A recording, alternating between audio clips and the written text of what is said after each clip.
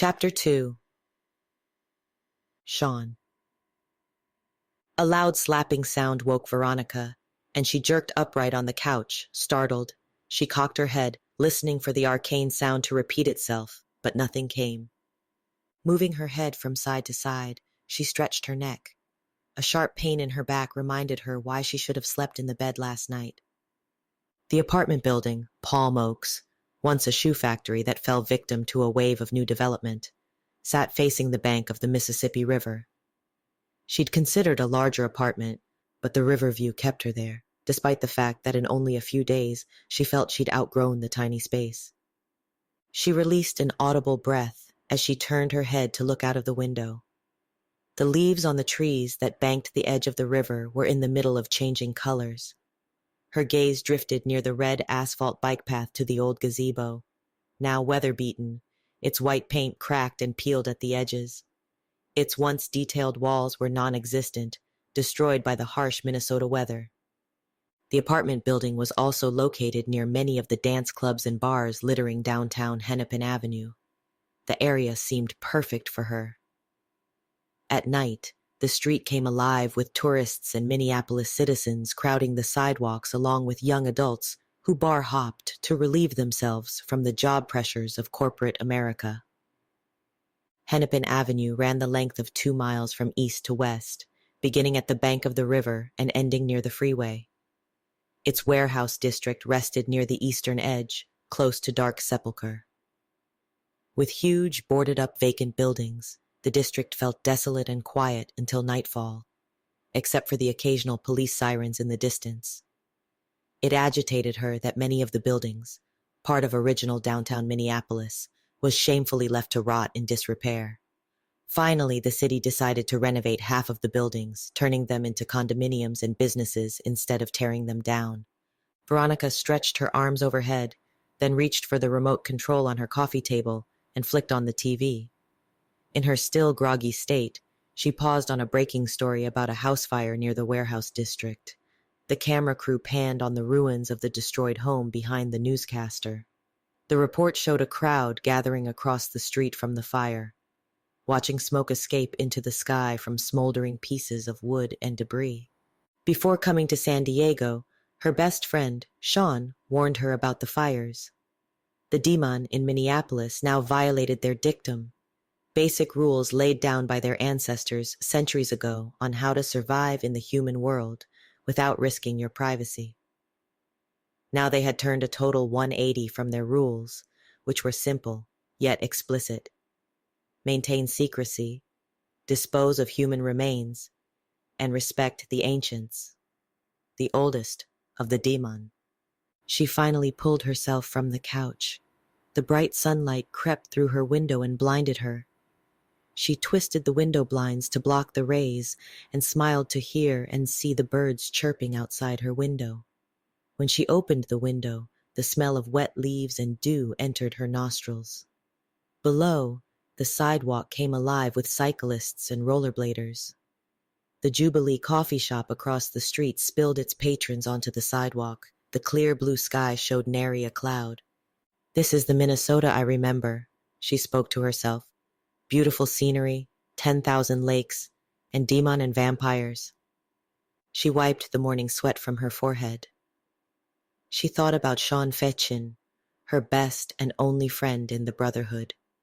He secured the secret documents about the demon for her and supported her decision to go to Minneapolis. She yearned to hear his voice. She pulled the cell phone from her coat pocket and dialed his number. "So now you call," he answered.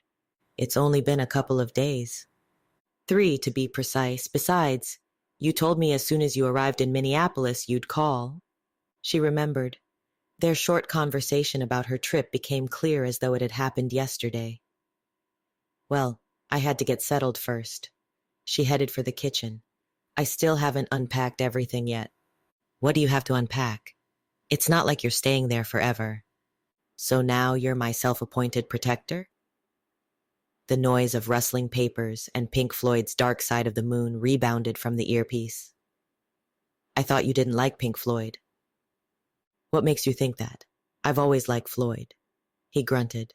"So how is it up there?" So far, so good. She opened the door of her fridge to retrieve a carton of orange juice from the top shelf. I guess. And Dark Sepulchre? Was it like I said it would be? I went last night. She heard his audible gasp across the miles. I thought you were going to wait a couple of weeks. I was, but I changed my mind. She heard more clattering in the background. Sean lowered his voice. So what happened in there? They were everywhere. She pulled an empty glass from the cabinet. You should have come with me, Sean. It was unbelievable. I'm sure it was, but you know I don't have the stomach for that. Veronica knew all too well. He didn't plan to head out into the field as a researcher. He avoided danger like the plague. He was most comfortable sitting behind a desk. You know I don't want to be anywhere near them. Yeah, you don't have to tell me twice. She heard the twinge of excitement in his voice. She pictured him sitting in a dark enclosed office, his back to the wall, his hand cupping his mouth, and his eyebrows raised in elation. Well, I really didn't think they'd let me in. They, the demon, and the vampires. Well, did anyone recognize you? One demon accused me of being a researcher. She poured herself a glass of juice from the pitcher in the fridge. So yes, I think they recognized me. Everything she knew of Dark Sepulchre came from Sean's excellent ability to obtain secret Brotherhood files. He'd taught her that the building that housed Dark Sepulchre had been through many facelifts in the past. A bar, a theater, a hotel, and even a house of ill repute. Its vibrant history placed the building and surrounding structures in the historic district of Minneapolis.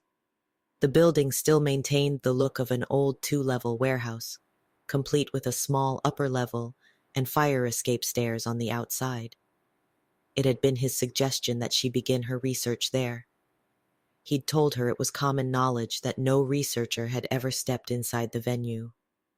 While there, they'd avoided the building at all costs. You think so? Who was it? What happened? Were you hurt? He shot questions as fast as pellets fired from a gun. Veronica sipped from her glass. I should have been more prepared. I should have studied the documents you gave me. You didn't read over them? Yeah, I did, but not enough to remember everything. Veronica, you promised me you would. His voice grew solemn. You need to be more careful and more prepared. I'm fine, she heaved a sigh, but I think I'm going to need some more information. What kind of information? One of them, the demon who accused me, went by the name of Remy. I recognized the name, but I was wondering if you could find more information on him. Like his history? Yes, his history, anything you can, I'll gladly take. Sean hesitated. It's not going to be easy. They're revamping the archives here and moving the majority of the files to a secured location until they're done. The Brotherhood Archive was the most impressive part of the San Diego headquarters. It housed old researcher accounts about the demon in the Western Hemisphere and other relics from past centuries. She reserved to comment, knowing her father used his position as president of the Midwest region and his influence to keep every information they had secretive and hidden. It boggled her mind. Of course, it wasn't coincidental that they decided to revamp the place just when she needed access to the information. But that's where you come in, Sean. You can get almost anything. Well, that might change. His voice softened to a whisper. What? What do you mean it might change? Nothing. Never mind. Let's see. Remy, right? And Alexis. She's a vampire. A vampire. He blew out a pent-up breath. A vampire and a demon at a club together? I thought they couldn't stand each other. Well, they can't, from what I saw. Yes, of course. I'll get started. His voice suddenly took on a pleasant, professional tone. She heard more muffled sounds and the muted voice of a man in the background. Veronica, I gotta go. Let me in on the inside scoop when you call back. You are going to call me back tomorrow, right? Yeah, of course. And Veronica, Sean said softly, keep your cell on and be careful. I will. You should stay away from that club for a few days at least. She glanced at the television. Yeah, I have some sanctuary hunting to do. Bye for now. She snapped her cell phone shut and sipped her OJ. Sean rolled his brown eyes and he looked away from Kenneth Dearhorn. He refused to say Veronica's name. He replaced his phone in the cradle, turned down the volume on the radio, and leaned back in his leather office chair, a gift from Veronica's father. I came here to tell you to not worry about Rick's eulogy. Kenneth leaned against the edge of his desk, and he picked up his electric pencil sharpener, examining it. Why not? Because I'm writing it. Sean gripped the styrofoam cup in his hand and brought it to his lips. The coffee had turned lukewarm. His eyes fixed on Kenneth's tall, medium-build body and the mischievous smile overshadowing his hazel eyes. I want to know how you managed to get Mr. Austin to approve you to write a eulogy, Sean asked, especially since you didn't even know Rick. No, you can't know. He wanted to smack Kenneth's smile off his face. Scattered papers and desk memos about the recent increase of demon activity in San Diego, and a report about the recent death of Rick Sorefield littered his large office desk. Rick's body was found underneath the inner pass of the Interstate 5 freeway in Chula Vista. Large fire ants had eaten away his eyes and larvae filled his ears. His throat had been slashed and his body was drained of blood. They'd identified him by dental records because his face was unrecognizable. Sean knew Rick. Unlike the majority of researchers, Rick didn't have family in the organization. After being viciously attacked and nearly killed by a demon, he decided to join the Brotherhood. They had competed for the more lucrative desk position after their formal graduation. He landed the job, and Rick ended up as a field researcher. He'd only been on the job 6 months before his murder. He breathed heavily. Congratulations, I guess. His friend didn't deserve to die, and this asshole had no right to write his eulogy. I came here to see if you have any ideas on what should be in Rick's eulogy. You can't be fucking serious. Rick was Brotherhood. He was family. Kenneth stood up, and he walked around to the other side of the desk. I might not have known him as good as you may have. However, I want to do my best in representing his legacy, if you know what I mean. Sean rolled his eyes. There wasn't anything he could do except agree. Kenneth held the lead researcher, and he was the personal favorite of the president of the Western Division. Disagreeing or failing to participate meant disobeying his orders, and nothing was worse than working in the back room, filing paperwork, and handing out mail for the remaining of his career. He had to play along for now. He forced himself to smile.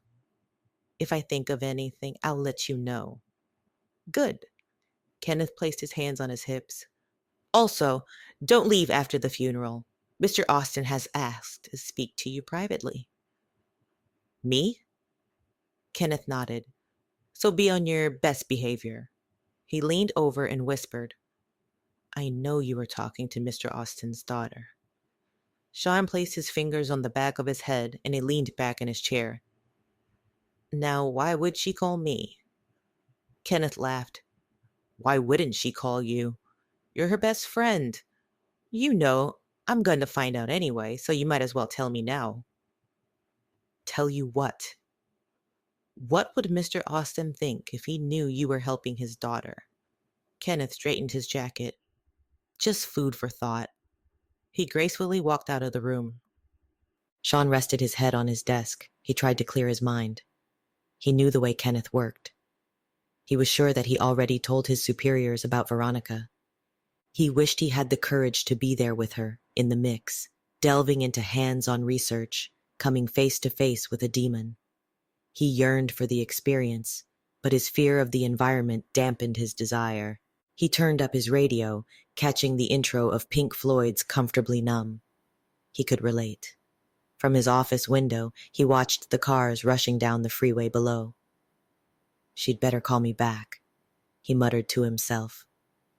The sun's rays blinded his eyes. Another California day, gone.